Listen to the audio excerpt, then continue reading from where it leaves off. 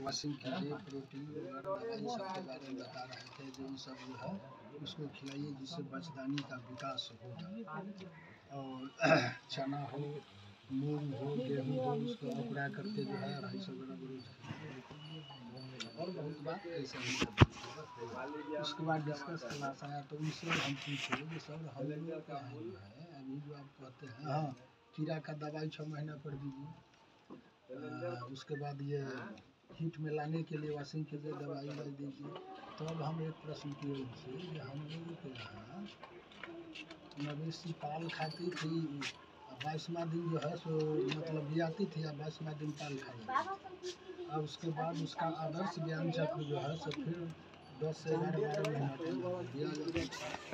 उस टाइम में किसान न कीड़ा की दवाई जानते थे और न क्या कहते हैं हीट में लाने के लिए उसका दवाई जानते थे। अब बिना इलाजे के सब कुछ जो है सो ठीक रहता है। तो कहा जो आपका 100% कहना सही है। जो पहले जिस गांव का जितना रकबा था वहाँ 25 बीघा, 50 बीघा, 10 बीघा जमीन पड़ती पड़ाते रहता था। तो उसमें तरह तरह के घास जो है सब उगता था। मवेशी को लोग चराने ले जाते थे, 90% चराइए करके उस चराइए का खत्म थे। तो उसको तरह तरह के घास जो मवेशी चरती थी तो उसमें बहुतों घास का ऐसा काम था जो पेट के कीड़ा को मारता था। तो किसान अनपढ़ थे लेकिन फिर भी उसको दवाई बिना अथी चराइए में मिल जाता था। ओवरी का विकास, बचदानी का विकास, फ्लोपियन ट्यूब का विकास अगर नहीं हो रहा है तो वही उसमें भी तरह तरह के घास जो है उसको मिलता था जो बचदानी का विकास जो है सो हो जाता था। उसमें भी उसको वॉशिंग करने की ज़रूरत उसको नहीं पड़ता था। अब जो है से हर जगह का प्रति परात टूट गया। अब 2 ही घास होता है। किसान 90% आदमी 10% लोग हैं जो बरसी में काउपिया कौन बाव कर देते हैं और 90% किसान समय पर जई और उसके बाद जनेर। तो 2 ही तत्व उसको जो है सो मिलता है। और जो पौष्टिक जो उसको घास से जो मिलता था चराई में बहुत तरह के तो बीमारी भी दूर तो बहुत बीमारी और समय से पाल खा जाना और समय से बच्चा देना। तो हम लोगों को जानकारी इसमें था जो कोई निर्धन राय थे जाता में वहाँ बहुतों 52 बीघा प्रति पराता लोग 15 रुपया के महीना पर उनके यहाँ गाय लोग दे देता था समय।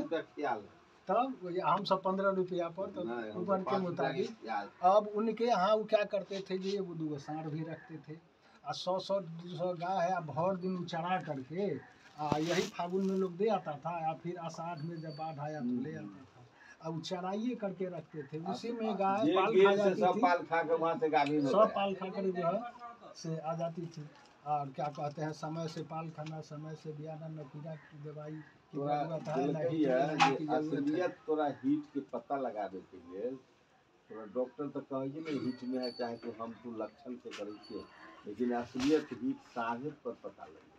हाँ ओकरा यदि गाय हीट में ना है तो घूम के चल जाए तो हाँ उस पर भी वो हम लोग क्वेश्चन किए तो वो बताए जो सांड में भी एक मास्टर रूल होता है जो वो अगर गांव घूम रहा है मतलब दरवाजे सूंघने के बाद देखिएगा, सूंघने के बाद वो ऊपर करेगा, उसको मास्टर रूल कहा जाता है। उसको अनुमान हो जाता है ये मवेशी 8 दिन के बाद या 10 दिन के बाद जगेगी तो वो डेली एक फेरा जो है शाम हो सवेर हो वहाँ वो पहुँच जाएगी। हाँ जो आ जाता था वो सांड जो है। अब सांड भी हर जगह अब प्रति परात भी टूट गया और सांड का भी जो है सो लोग बांध करके रखना शुरू। अब देखिए डॉक्टर साहब बोला था कि अब देखिए उसके बाद इस सभी को जोड़िएगा तब आपका दवाई लिखेगा। उसके बाद वो बताते थे जैसे सीमेन अभी जो डॉक्टर जो फेल कर रहा सीमेन उसमें गाय का भी दोष नहीं है। गाय सही है लेकिन सही डायग्नोसिस जो है सो सीमेन देने वाला पूछता है हम पिरौछा से आए हैं, कुदई कल्याणी से आए हैं और लौट के जाएंगे तो हमारा 100 का तेल जल जाएगा। चलो नहीं है तो सीमेन दे है सवेर में भी एगो सीमेन जो है इसे दे डबल। लेकिन वो डॉक्टर का कहना था ये बात नहीं है। उसका है जो परसेंटेज मवेशी 4 बजे भोर में उसका भीतरी प्रक्रिया शुरू हो जाता है।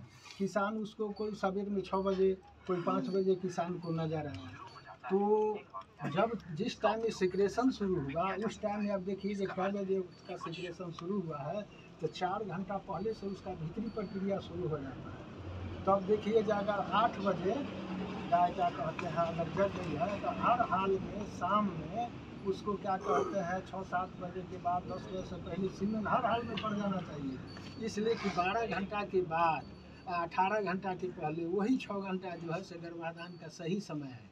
अगर 18 घंटे के बाद आप सीमेन दबाते हैं तो ये गाय का दोष नहीं है, वो डॉक्टर का दोष है। पहले आप दबा देते हैं तो अब ये दोष नहीं है। तब हम लोग कहते थे वो सरकार कहते हैं 12 घंटा के बाद, लेकिन किसान तो वहाँ से गाय जगती थी भैंस जगती थी, अब तुरंत भैंसा में जो है लोग ले जाता था, गाभिन हो जाती थी। तो कहा जाए आपका यही कहना सही है। उसमें क्या होता है जो गाय और भैंस के द्वारा जो है भैंसा या सार के द्वारा जो पाल खाता है उसमें 500 करोड़ डिस्चार्ज एक बार में होता है। किसान जो है से जो उस्ताद किसान है तो इस भैंसा से पाल खिलाए या दूसरों से कहा चलो ओकरो से एक नांग दबा दीजिए, उसमें भी 2 घंटा का गैपिंग हो गया। उस सीमेन का जो है से 12 घंटा 14 घंटा जीवित रहने का वो तो ताज़ा डिस्चार्ज हुआ।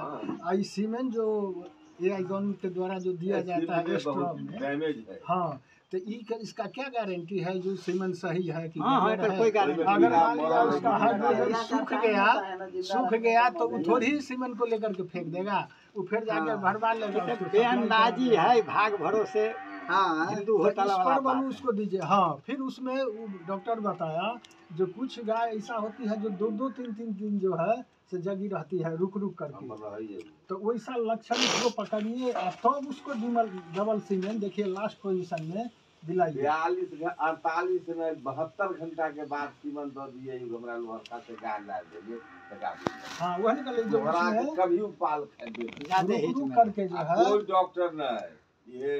और देखिए डॉक्टर साहब